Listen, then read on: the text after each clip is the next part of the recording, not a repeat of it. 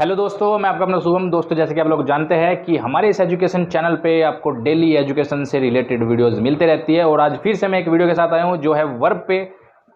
दोस्तों, आपको पता है कि हम फिलहाल इंग्लिश ग्रामर पे फोकस कर रहे हैं और एक चैनल और भी है हमारा जो अब मैथ से रिलेटेड वीडियोस दे रहा है। ठीक है, उसका लिंक मैं अपनी डिस्क्रिप्शन में दे दूंगा, आप जाके सब्सक्राइब कर सकते हैं और हमारे साथ जुड़े रह सकते हैं। ठीक है, तो आज की जो वीडियो होने वाली है दोस्तों हमारी, वो होने वाली है वर्ब पे।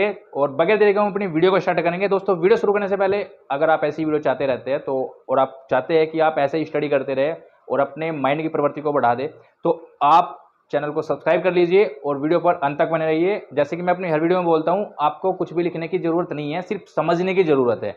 क्योंकि अगर आप लिखोगे तो वो सिर्फ आप लिख के छोड़ दोगे, वो आप कभी याद भी नहीं करोगे, वो सिर्फ ऐसे पेंडिंग पड़ा रहेगा और वो चीज़ें कभी भी याद होती भी नहीं है। ठीक है, तो लिखने वाला काम बिल्कुल भी मत करिए, सिर्फ मोस्ट इंपोर्टेंट पार्ट लिखिए, सिर्फ समझने के लिए। सिर्फ समझिए, अगर आपके कान मेरे पास होंगे और वीडियो पे आप अगर बने रहे एंड तक तो आपको कंप्लीट समझ आएगा कि मैंने आपको जो समझाया वो आप याद भी कर लोगे, सेम टाइम आपको याद हो जाएगा और आपको बार बार किताब भी उठाने की जरूरत भी नहीं पड़ेगी। आज का जो हमारा वीडियो रहेगा वो रहेगा वर्ब पे, जैसे कि मैंने यहाँ पे लिख भी दिया है। ठीक है, तो मैंने लिखा है वर्ब। वर्ब हिंदी में हम इसको बोलते हैं क्रिया। ये जब हम सेंटेंस बनाते हैं वहां पे बहुत मोस्ट इंपोर्टेंट पार्ट है इसका। ठीक है, बगैर वर्ब सीखे आप कोई भी सेंटेंस नहीं बना सकते। जब तक आपको ये नहीं पता होगा कि वर्ब क्या है, जब तक आप सेंटेंस बना भी नहीं पाओगे सही से। ठीक है, तो दोस्तों वर्ब की मैंने इंग्लिश में डेफिनेशन लिख दी है। ठीक है, और फिर हिंदी में इसकी पहचान भी बताऊंगा आपको, कैसे आपको पहचान करनी है और हिंदी में क्या डेफिनेशन रहेगी वो भी मैं आपको बताऊंगा। ठीक है, तो जब आप, चाहे वो आप 8th क्लास में हो, 7th में हो, 6th में हो, 6 से लेके 10th क्लास तक आप इस डेफिनेशन को लिख सकते हैं। 11th और 12th में थोड़ा सा ज़्यादा आ जाता है तो वहाँ पे लिख इसको भी सकते हैं, लेकिन वहाँ पे अगर 10 नंबर का सवाल होगा तो आपको सिर्फ एक ही मिलेगा।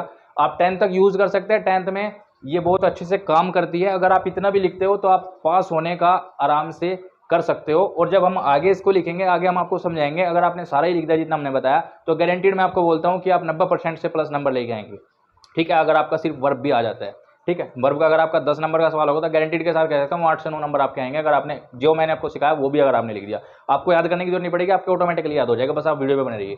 तो देखिए दोस्तों, मैंने लिखा है वर्ब। वर्ब माने क्रिया। इसकी जो इंग्लिश में डेफिनेशन बनेगी, जब आप लिखेंगे वर्ब की, अगर डेफिनेशन आपके पास आ रही है, एग्जामिनर आपसे पूछता है 9th क्लास में, 8th क्लास में या 7th क्लास में या 10th क्लास में, तो आपको लिखना है ए वर्ब डिनोट्स। जो वर्ब है, a verb denotes an action, मतलब जहां पे आपको एक्शन दिखाई दे, कंडीशन दिखाई दे और थिंग दिखाई दे, वहां पे वर्ब होती है। अब पहचान कैसे करेंगे, जैसे कि हिंदी में आपको बता दूं, पहचान होती है जैसे कि कोई कार्य दिखाई दे रहा हो आपको किसी भी सेंटेंस में, जब कोई कार्य दिखाई दे, कोई अवस्था दिखाई दे, कोई प्रक्रिया चल रही हो वो दिखाई दे, या फिर कोई स्थिति, अगर ये शब्द आपको वहां पे दिखाई दे रहा है, ये सिर्फ आपको अपने अनुभव से ज्ञात करना है। जैसे उसका कार्य, अवस्था, प्रक्रिया और स्थिति, जब आप ये पहचान कर लोगे तो वही शब्द आपका वर्ब होगा। कैसे, जैसे कि गो, गो माने जाना। ठीक है, ऐसे ही आपका आता है ईट, ईट माने खाना। ऐसे आता है सिंग, सिंग माने गाना। ऐसे आता है रन, रन माने दौड़ना। तो ये आपकी वर्ब होती है। ऐसे बहुत सारी वर्ब्स है, ये सिर्फ मैंने एग्जांपल दिया। सेंटेंस बेस में आपको उठा लेता हूँ। आप सेंटेंस में कैसे, जैसे कि कोई सेंटेंस है उसमें कैसे पहचान करेंगे, जैसे मैं आपको बोलता हूँ मैं खाना खा रहा हूं, मैं खाना खा रहा हूं।